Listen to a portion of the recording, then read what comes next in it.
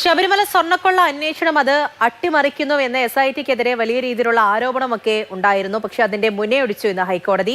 SIT അന്വേഷണം ശരിയായ ദിശയിലാണ്. കേസിലെ കുറ്റപത്രം വൈകുന്നതിന്റെ പേരിൽ ആശങ്ക വേണ്ട എന്നും കേസിൽ ഉൾപ്പെട്ടവരാരും രക്ഷപ്പെടില്ല എന്നും അന്വേഷണത്തിന് മേൽനോട്ടം വഹിക്കുന്ന ഡിവിഷൻ ബെഞ്ചാണ് ഇന്ന് വ്യക്തമാക്കിയത്. മികച്ച ഉദ്യോഗസ്ഥരാണ് SITയിലുള്ളത്. CBIക്ക് ഇതിനപ്പുറം ഒന്നും ചെയ്യാനില്ല എന്നും കോടതി ചൂണ്ടിക്കാട്ടിയിരുന്നു. ശബരിമല സ്വർണ്ണക്കൊള്ള കേസിൽ 2 ദിവസമായി നിയമസഭയിലടക്കം പ്രതിപക്ഷം അതിശക്തമായ രാഷ്ട്രീയ ആരോപണങ്ങൾ ഉന്നയിക്കുകയാണ്. കേസിലെ കുറ്റപത്രം വൈകിച്ചുകൊണ്ട് പ്രതികൾക്ക് പുറത്തിറങ്ങാനുള്ള അവസരമൊരുക്കുന്നു. മുഖ്യമന്ത്രിയുടെ ഓഫീസാണ് ഇതിനുവേണ്ടി SITക്ക് മേൽ സമ്മർദ്ദം ചെലുത്തുന്നത്. അങ്ങനെ രാഷ്ട്രീയ ആരോപണങ്ങൾ കത്തിപ്പടരുമ്പോഴാണ് ഇന്ന് ഹൈക്കോടതി ഈ കേസിൽ CBI അന്വേഷണം ആവശ്യപ്പെട്ടുകൊണ്ടുള്ള ഹർജികളിൽ കൃത്യമായൊരു നിരീക്ഷണം നടത്തിയിരിക്കുന്നത്. SIT ഇപ്പോഴും ശരിയായ ദിശയിൽ തന്നെ മുന്നോട്ട് പോകുന്നു. എന്തുകൊണ്ട് കുറ്റപത്രം വൈകുന്നുവെന്നതിനും ഹൈക്കോടതി ഇന്ന് കൃത്യമായ മറുപടി നൽകി. ഇത് സങ്കീർണ സ്വഭാവത്തിലുള്ള ഒരു കേസാണ്.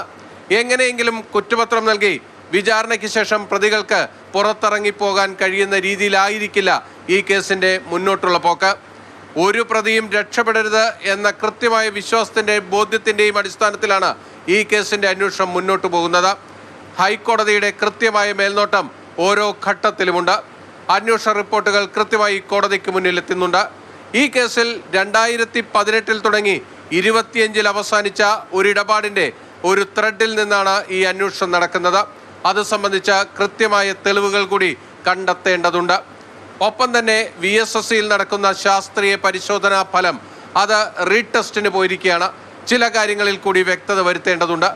അതിനുശേഷം മാത്രമേ ഈ കേസിൽ അന്തിമ റിപ്പോർട്ട് നൽകാൻ കഴിയൂവെന്ന് ഹൈക്കോടതി വ്യക്തമാക്കുകയാണ്. ഈ കേസിന്റെ ഇതുവരെയുള്ള മേൽനോട്ടവും അന്വേഷണ റിപ്പോർട്ടുകളുമെല്ലാം മുന്നിലുള്ള ഹൈക്കോടതിയുടെ ദേവസ്വം ബെഞ്ചാണ് ഈ പരാമർശം നടത്തിയിരിക്കുന്നത് എന്നതാണ് നിർണായകമായിട്ടുള്ളത്. അതോടൊപ്പം തന്നെ കോടതി ഒരു കാര്യം കൂടി പറഞ്ഞു വെച്ചു. CBI അന്വേഷണം ഇപ്പോൾ ഈ കേസിൽ അനിവാര്യമുള്ള ഒന്നല്ല.